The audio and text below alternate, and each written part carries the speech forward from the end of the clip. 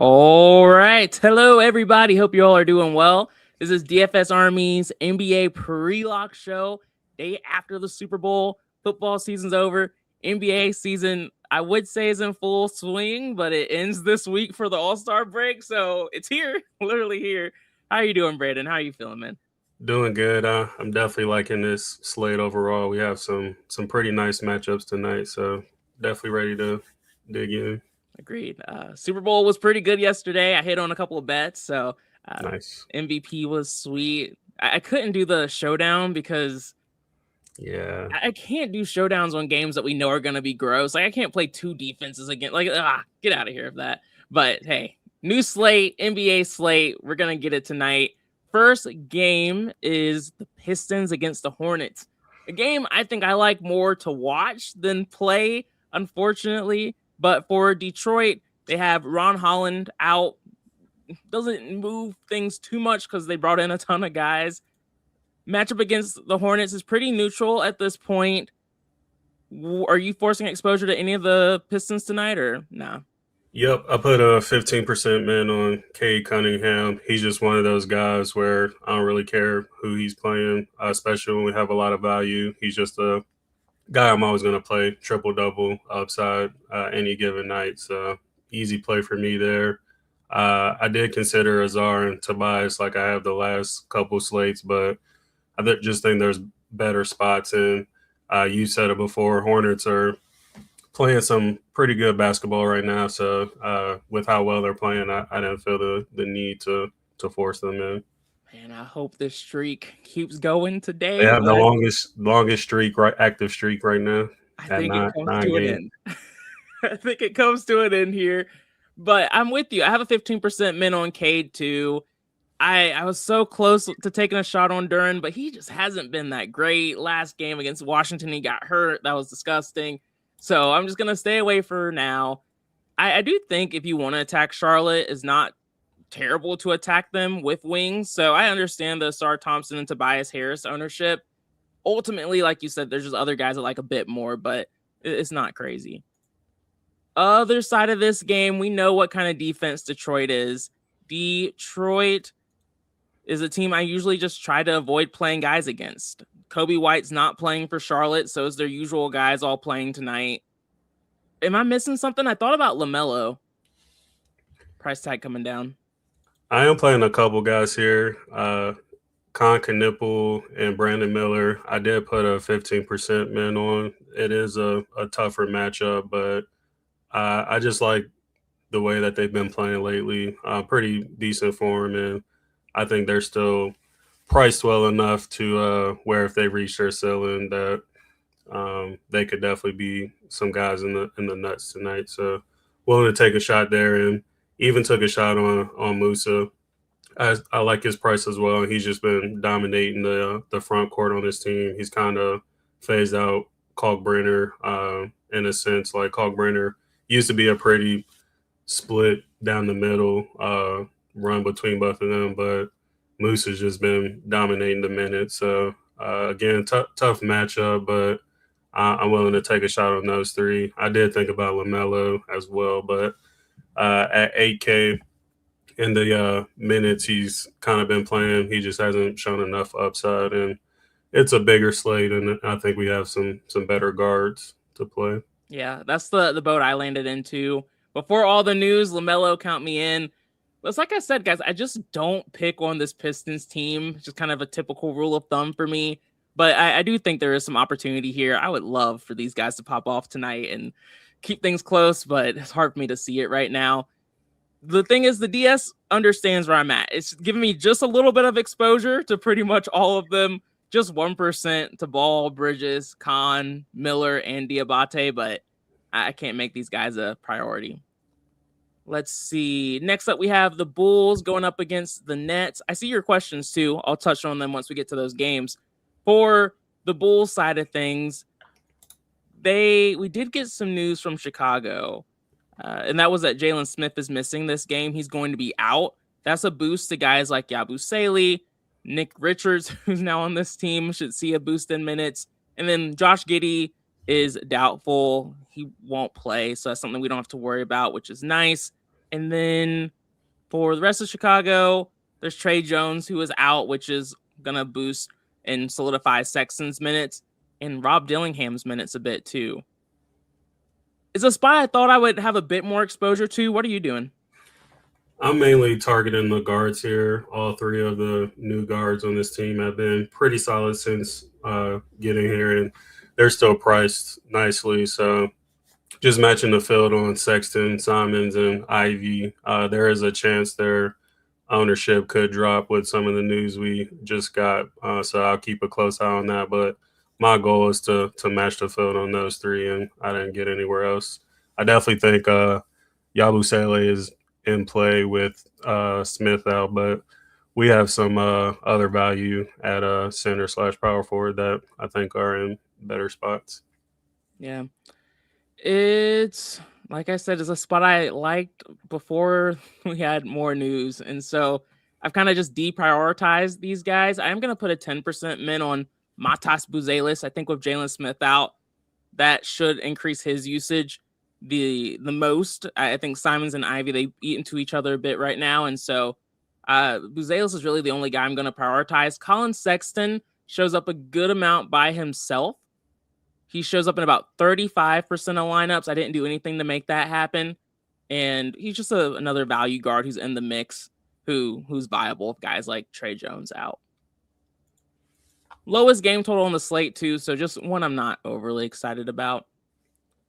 The Nets, they have the matchup we've been attacking all year, the Bulls, but they are also missing guys like Michael Porter Jr., which means Wolf will more than likely start, and then an increase in usage to everybody because we all know all he does is take shots.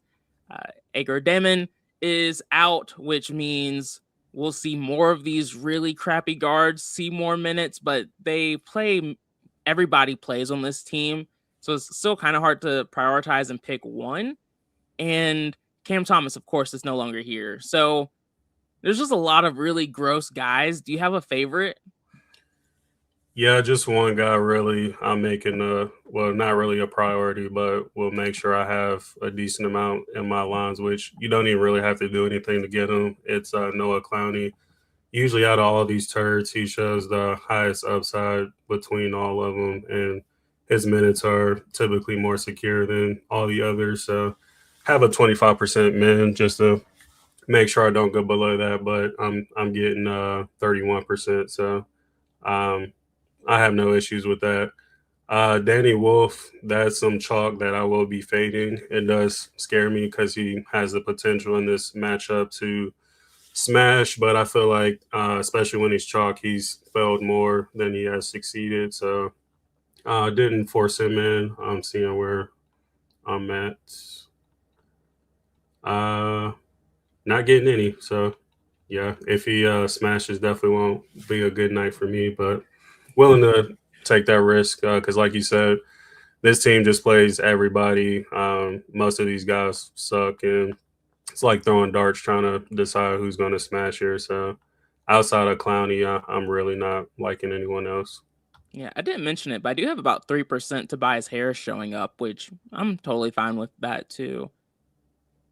I'm in a similar boat to you. Clowney, he shows up by himself in about 28% of lineups, so I'll be slightly over the field there, which I'm completely fine with. He was the net I felt most secure with. I don't love not having any Danny Wolf exposure if he's going to be 40% owned against a team I know is not good defensively. And there's no one else to really take shots for this team, and he's one of the higher usage rate guys. But I also don't want 40% of Danny Wolf, who is a hot garbage player. I'll just give myself some peace of mind and put him in 20% of lineups, but I agree with you. I don't think he's a necessity here. And yeah, the other guards, they are seeing more minutes, but we just keep talking about it. They play everybody at this point. Zaire Williams is my favorite, but it seems like they don't like him too much. So I can't like him that much either. So Yeah, we'll touch on it more when we get to that game. But with the Kings value, I just didn't feel the need to force him in. Yeah, I totally get it. You like some of the Kings guys, or maybe trust them a little bit more than I do, but I'm gonna be over too. Next up, we have the Magic going up against the Bucks. For this game, the big concern is the wide spread. The 10-point spread here is terrifying. Magic are supposed to beat the Bucks by 10 points because the Bucks don't really have a lot of real talent at this point. For Milwaukee, they're going to be without their star once again, Giannis Antetokounmpo, which, just makes things a little bit better for everyone else. Magic are a pretty average defense. I am taking a shot on one of the players, but are you playing them? Yeah, I didn't go as aggressive as you did, but I have a 15% min on KPJ. This dude is just way too good. Back-to-back games, at least 47 fantasy points. And Magic's defense, like you said, is kind of average. They do play at a slower pace, but they're actually one of the weakest spots on defenses against the point guard. So somebody like KPJ and his upside, I want some shares of, and still think he's priced appropriately for his upside. So definitely like him, and couldn't get to anyone else here. Yeah, Ryan Rollins and KPJ should pretty much be the same price, and then I could easily just kind of put my hands up, not to worry about them. But until that's the case, I can't get to Ryan Rollins these days. I know he's going to go off eventually, but I don't love the matchup, and I don't love the price tag, and KPJ is cheaper. So 30% min there for me. He's going to be someone I want to be significantly over the field on, a leverage play. He's just one of the guards I trust at this point because he's had such a consistent usage rate and involvement for this team without Giannis. Don't like picking on the Magic's front court unless it's like a really talented big. That's not Bobby Portis. That's not Kyle Kuzma. That's not Miles Turner. And so I'm not looking at them. It's really just KPJ here for me. Next up, we have the Magic side of this game, and we know the Bucks aren't the best defense, but Miles Turner's still pretty good. From an injury news perspective, Orlando, is Carter still questionable, or did we get that news? He is a game time decision. Okay, so that's a little interesting. Wendell Carter Jr. being questionable, if he gets ruled out, you can expect guys like Mo Wags to see more minutes and Bitadze, but I don't think that would be relevant given the other value we have on the slate. Yep. Do you like any of these Magic players? Yeah, I do like Suggs. I think, especially on DK, he is still too cheap for his upside. He's had, like 3 games in a row of solid performance. 6,800, as long as he keeps playing the way he's playing, I'm going to continue to attack him. So I didn't have to really do anything there. I do have a 20% min on him just to make sure he doesn't fall below that, but I'm getting 61% right now, so I have a lot of Suggs tonight. And then Bane, I have a 5% min on. Kind of like Orlando, the Bucks are a bit softer against guards on defense, so I'm willing to take a shot on him. Not the most consistent guy, but at 6% ownership, 5% won't hurt me. So that's pretty much it for me. You know what's crazy? Earlier today, I was like, Franz Wagner's back. That's really gross. It should make it really easy to not look at any of the Magic. But you know who will probably go off when it doesn't make sense? Desmond Bane. So Yep. I'm glad at least you'll have exposure to him. Someone can celebrate because that's the kind of shit Desmond Bane does. It's like, oh, someone else is here. I should have lower usage. Let me just go lights out tonight. So I get that. Jalen Suggs is the one I'm going to prioritize, though. He's going to be a leverage play for me tonight. And it really is just me going very over the field on these spots that I think are solid. So 40% min on Jalen Suggs until his price tag goes up a bit. And like you mentioned, I'm not overly concerned about playing guards against the Bucks. Yeah, Dejwada, he's the bane of my existence too. Him and Paolo are kind of just on my shit list for a good I haven't really played Bane majority of the season, so I was like, why not tonight? That's when you can do it. Like, you haven't been hurt, you haven't been through the pain, so you're like, hey, let me take my shot at it. Next up, we have the game of the slate, or no, not anymore. It was the highest total, but now it's third. We have the Utah Jazz going up against the Miami Heat, 2 teams that play at a blazing fast pace, and so usually the kind of game environment you want exposure to from a DFS perspective. For Utah, Keontae George, my boy, is still out with that ankle injury, which means Collier should continue to see more minutes. I mean, I don't expect 40 plus, but should still see stable minutes here. And then Kevin Love is out, which solidifies the minutes for Filipowski and the forward spot a bit. What are you doing with the Jazz? Hard team right now.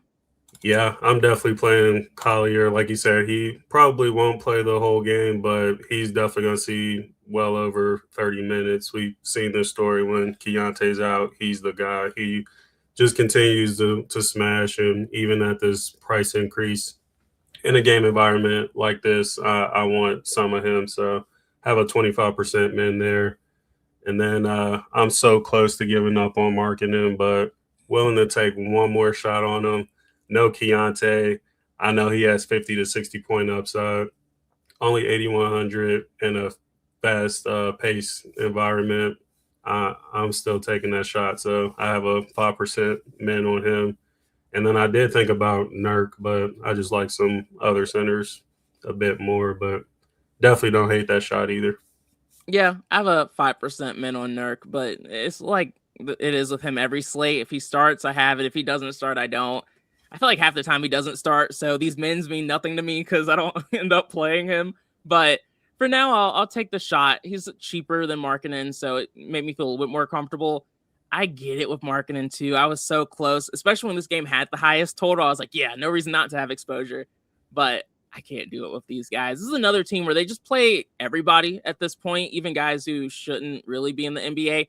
Jaren Jackson Jr. made it more difficult for us to even like guys like Ace Bailey or Filipowski. So to me, it's a 30% min on Isaiah Collier for the reasons we mentioned. Then I have a 5% min on Nurkic if he starts. So we'll see. Yeah, Dixon. Kevin Love still plays on occasion. He's still got a little something in there. I think he had one really big game this year. Next up, we have the Heat, who have the fantastic matchup against the Jazz, but I'm a little surprised the spread is as close as it is because the ownership is not on the Miami guys at all, and they have some guys out. Norman Powell is out, which means Fontecchio should start, and then usage bump to the starters like Wiggins, Bam, and Jaquez, even Ware too. So there are some usage increases. Then Pell Larson, he's out, so that's a boost to Fontecchio. Gardner sees a really big increase in minutes stability, and then Drew Smith a bit too, and probably Haka is always in the mix. He does a little bit of everything for them. What are your thoughts with the Miami guys? The ownership's weird, right? Yeah, it's very strange. I'll start with Gardner because he's popping like crazy, which I feel even better about with Norman Powell out. So we'll have a crap ton of him. I mean, I'm at 100% right now. So against the Jazz, and he's shown many times by now when he sees over 20 minutes, he continues to smash his cheap price tag. So I'm just gonna go all in there and not think too much about it. Uh, Everyone else, I will probably just meet the field on. Guys tend to have their best game against this team, so I'll keep a closer eye on ownership just to see if things change, because especially guys like Fontecchio and Yaku Chonis, they're showing pretty much zero ownership. So curious to see what that changes too, but not trying to go too crazy on these guys, especially like Khalil, where I saw somebody asking about him. His minutes are just so weird. I know he played 30 minutes last game, which I think that's why he's showing ownership, but he very well could go back to seeing under 20 minutes. So you have to play him with caution there. But as far as everybody else, I definitely want some exposure too. Yeah, earlier today, I thought Khalil Ware's ownership kind of made sense at 30% ownership if the spread was wider and people were expecting a blowout. Because in that last game, Khalil Ware saw high 20s in the minutes, which is not what he's been doing outside of that last game. It was because they were up by 20, 30 points most of that game, including the conclusion. So in a blowout, yeah, they don't care about Khalil Ware. They'll give him minutes. But if this game stays relatively close, it shouldn't be him. It should be Bam. And it looks like Bam's ownership just went up a bit too. It looks like I just saw that. Changed it. And like you see Gardner's ownership has skyrocketed. So I'm going to match the field on Bam, hoping this game stays close. And then I'll put a 15% min on Wiggins since his ownership went up. And Gardner, I'm with you. He's showing up in about 99% of my lineups. I might as well lock him. There's levels to it when it comes to value plays. There's a ton of guys we play all the time as value plays who just see an increase in minutes, but they don't do a lot when they're out there. Gardner's a guy who has usage. He has a good points per minute rate. He's aggressively giving you a multitude of ways to get points. And so whenever that happens, I like being over the field. If he just sucks tonight, he sucks. But more often than not, this is a smash play. So he's someone I want to be over the field on. Anyone you feel like we're missing here? Because this feels like an important spot. Yeah, I'll call out some more mins. 15% men on Hawkes, 15 on Wiggins, 10 on Bam, 10 on Davion.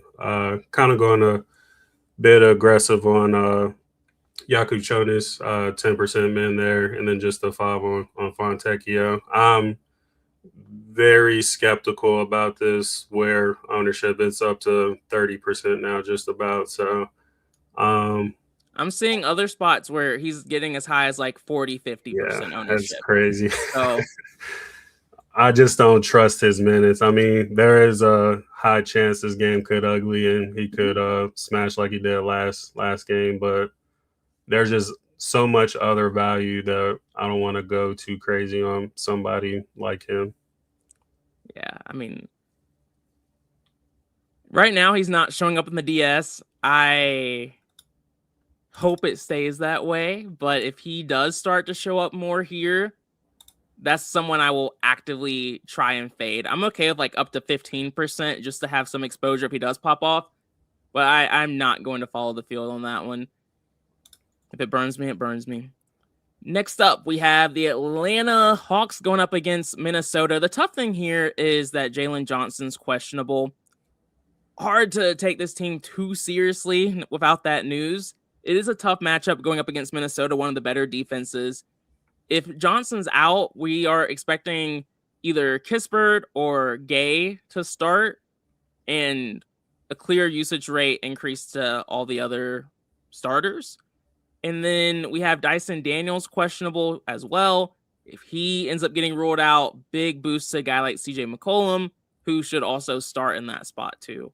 So hard to look at him too closely, but how are you looking at him or thinking about them right now? Yeah, right now it's hard to do. Oh, did we get that Daniels news? They're out? Oh, no. I just saw that now. So, yeah, that changes a lot. There you go. Nothing like some last second 1 minute news. Yeah, this would be another spot where I'm going to keep an eye on ownership. I'm pretty much going to play everybody, even though the matchup isn't the greatest.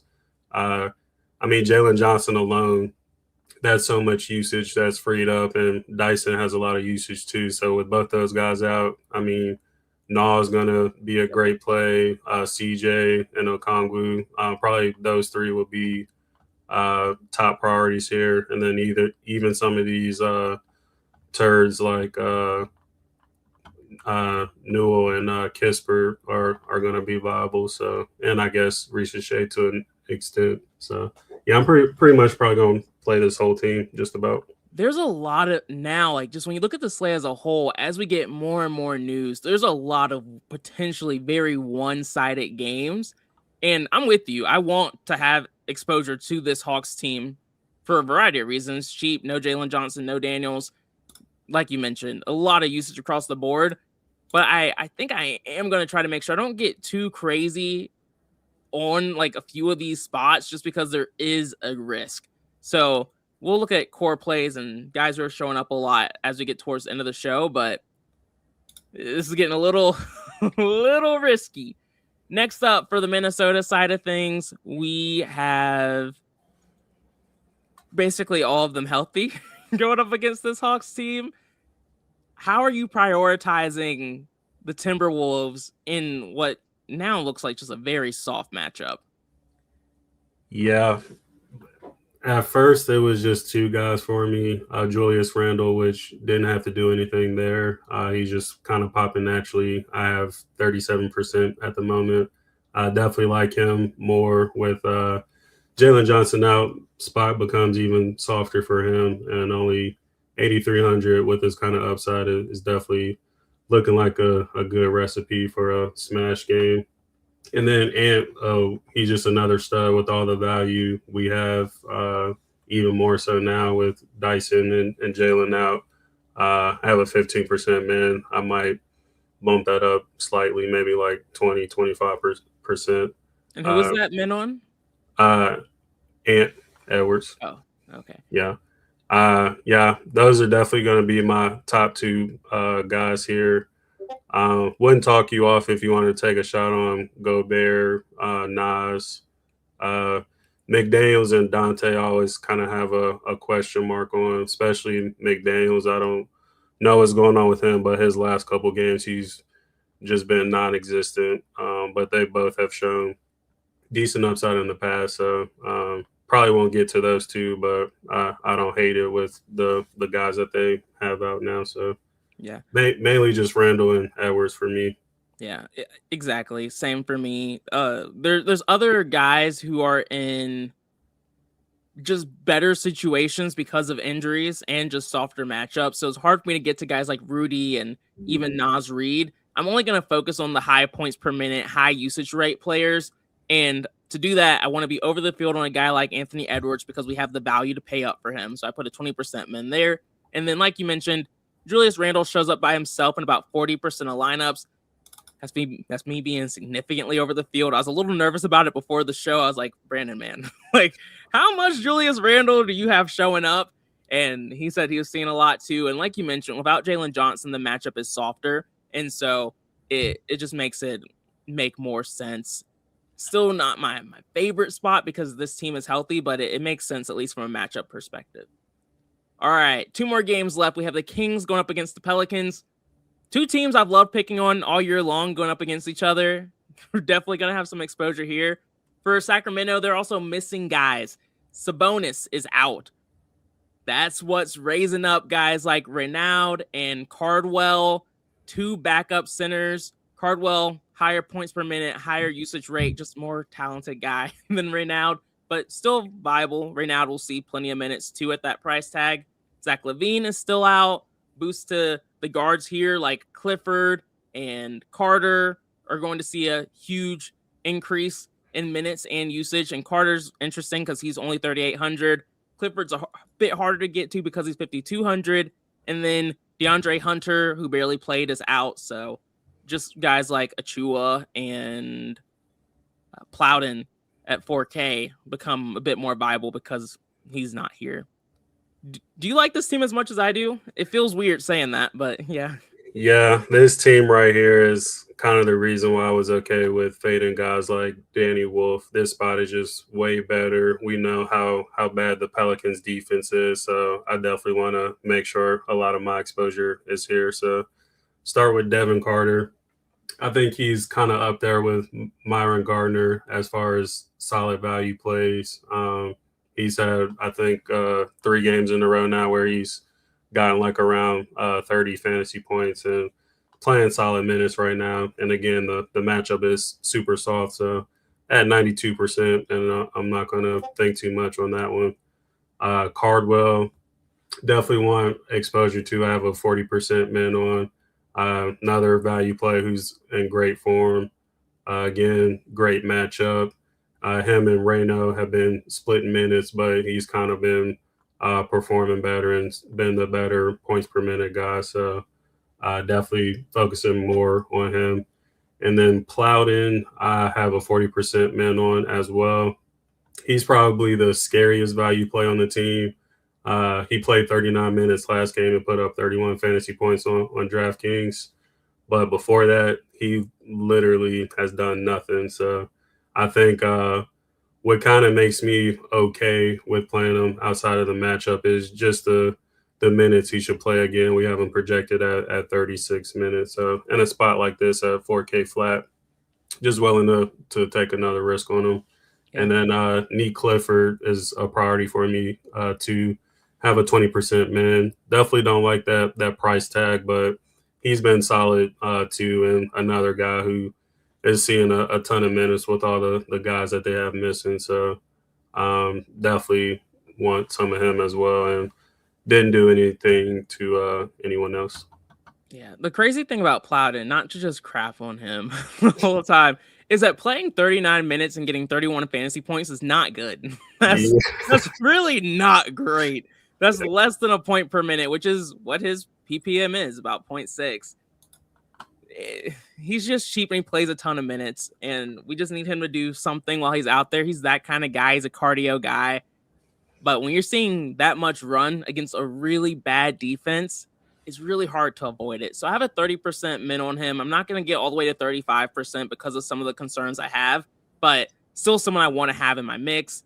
Carter shows up a ton by himself. He's the stud I like the most on this team. He's showing up in about 91% of my lineups. I'm not going to lock him in, but I'm fine with it. I like it. And then I have a 40% min on Cardwell. Like we keep talking about, great matchup. He's the big who has the higher usage, better PPM guy. So he's the one I want to force more exposure to. So I put a 40% min on him there. And then Clifford, I have a 20% min. And just to get him to show up a bit more in this soft matchup, game is not supposed to stay super close, but I don't think the Pelicans are that good where they should dominate this team. So want to have exposure to him. And then for shits and gigs, I put a 5% min on DeMar DeRozan. He hasn't been as great lately, but the matchup's still awesome. And the Pelicans are a team you can beat in that mid-range that he likes to dominate in. So just a silly 5% gummy play, just in case he decides to show up a bit. But in general, a team we have a lot of exposure to. The Pelicans side, I thought I would like more, but just kind of given the slate, I didn't get there, and it's mostly because they're healthy. The Pelicans are completely healthy, but it's a pretty strong matchup. Are you forcing exposure to guys like Trey Murphy, Zion, or what are you doing? Not Zion. I'm kind of over taking shots on him. He just hasn't been that great and not showing much upside. So y'all load up on him because now that I said that, he's probably gonna have his best game this As it season. goes. Yeah. But yeah, no shots on Zion. I do like Trey. Have a 15% min on him. I just feel like I love this matchup, and I feel like this is one of those spots where we see like one of his like slate breaking performances. We've seen it many times when his shot is falling. He has 50 to 60 point upside. So especially with all the value, he's just pretty easy to get to tonight. Took a shot on Sadiq Bey too. He another guy with 50-point upside. Doesn't always show it, but again, this matchup is too good, and especially with some of their main guys out, it's just softer, and I definitely see that potential for him as well. And then this one scares me a bit more because the Pelicans are stupid and don't play Queen the way they should, but we're projecting him a decent amount of minutes in this spot. We know how bad this front court is, especially with Sabonis out. Whenever he plays close to 30 minutes or more, he smashes every time. So definitely like his upside at 6,200. So I went a bit aggressive there and put a 15% min on him. So those are my three I'm targeting here. Trigger Trey, I kind of like that, Will. That's not a bad nickname. I don't know if that's popular, but I haven't heard that one before. Here, the Pelicans, I was so close to just putting a 15% min on Zion because I don't hate this spot for him or even just him, but I couldn't find a great reason just with some of the other plays who I like more. So I ended up just putting a 15% min on Trey Murphy and calling it a day. Derek Queen was showing up by himself, but kind of as I expect. No, he is still showing up in about 10% of lineups without doing anything. I had to cap, put an exposure maximum on Jeremiah Fears, so he showed up in less lineups. I put a 10% min or max on him. He was just showing up in 20% of my lineups. And I was like, screw that. Yeah. He got me, 3 days ago? And where I had like 20% of him or something, and he sucked ass. Like, I refuse to do a Jeremiah Fears play anytime soon. So that's pretty much it there. I like the Sadiq Bey call. It's hard for me to prioritize these forwards when there's so many injuries in other spots, but it is a good matchup for him. Yeah, the DS is giving me 5% fear, so as of now, I'll have a little bit, but definitely don't love it. I mean, even with Alvarado gone, he's still sucking. He played 28 minutes last game and only scored 9 fantasy points. So. Again, that was enough for me. I was on the train. I was like, hey, he should play more, and he did play more, but he sucked. And so this is a soft matchup. I'm done. I'm not playing it. That's all that matters. And then this is the real game of the slate to me. I love this game. I can't wait to see what happens. Highest total, closest spread, a ton of stars. It doesn't get any better. It does not get any better. For Cleveland, they have some Q tags. Guys like Jalen Tyson are questionable. If he gets ruled out, some small boost to guys like Sam Merle, Tomlin, Schroeder. I don't think it will matter too much. Dean Wade is questionable. Same guys really see an increase if he gets ruled out too. Maybe stabilizes minutes for other bigs like Jared Allen, but it's really the forwards who would benefit the most there, and I'm not overly concerned about that spot. I like the Cavs. Do you? Oh, yeah. I think they're still – I mean – with Harden on the team, they look solid their first game together between him and Mitchell.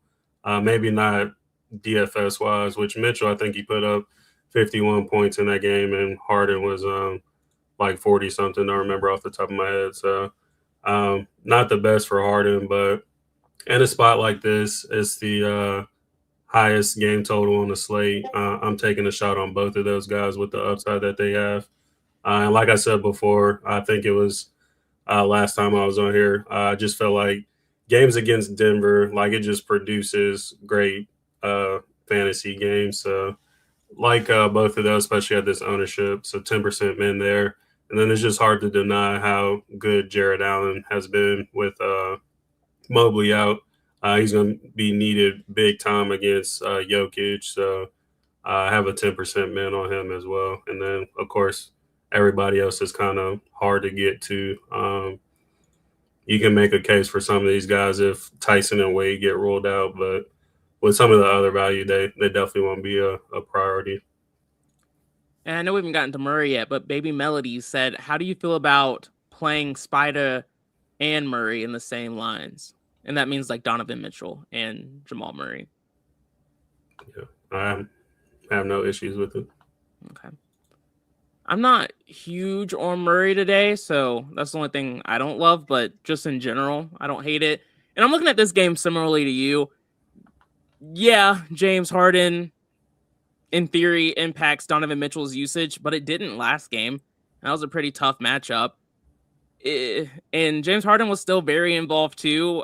I think with not having guys like Evan Mobley and one more piece, it makes it where there's still space for both of them to eat at this price tag.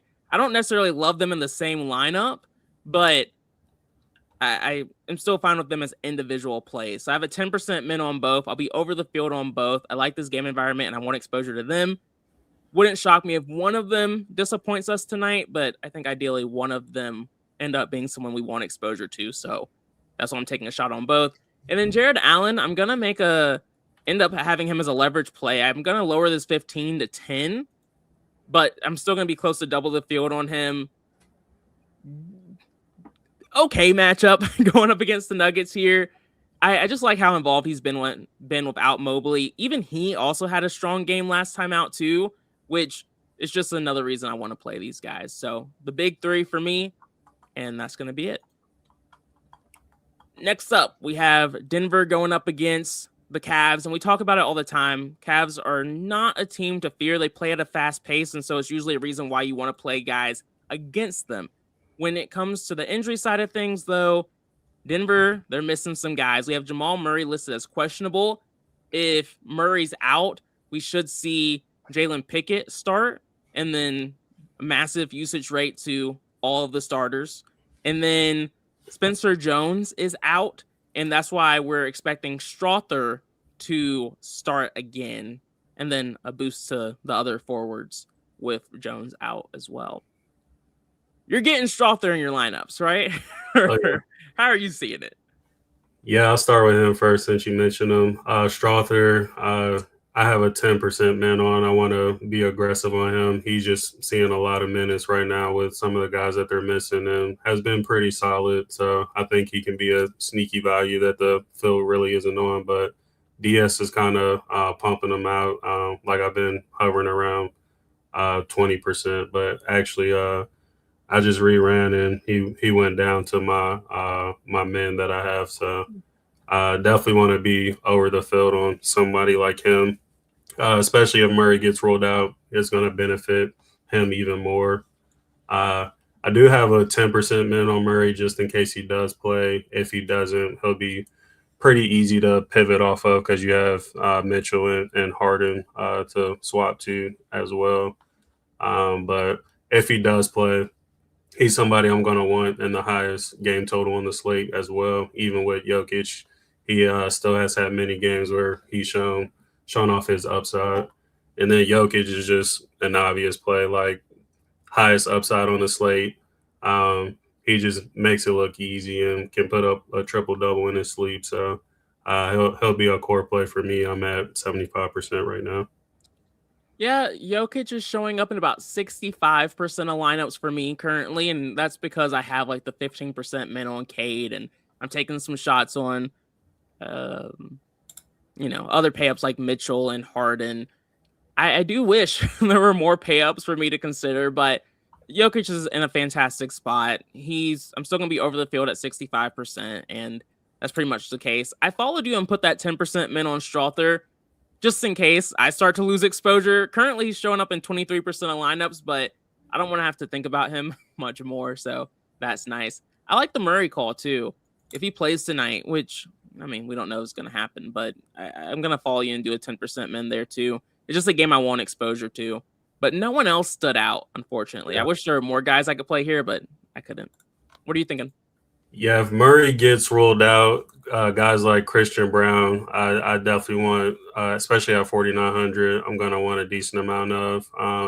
Definitely Jalen Pickett. He should be another solid value play. And then I guess Bruce Brown too, but don't feel as good about him. Yeah. I almost feels like clicking on Cam Johnson's name at this point. Yeah, I wish Cam was cheaper. I would take a shot on him too, but very disappointing season for him overall, which sucks because he was definitely a guy I was high on at the before the season started, but same, just not looking good so far. Yeah, he's been crap. So there's that. So that's pretty much the slate, guys. If there's any more questions, we'll be around. Feel free to reach out in the Discord. If you're not a member, click the link in the description. Use promo code BEATUP for a 10% discount there. You can ask questions in the Discord, and then also you can have access to the optimizer. Happy to help out wherever you all might need that. But like you said, I like the slate. It's interesting, and I've seen ownership change a lot, even just looking at things like this.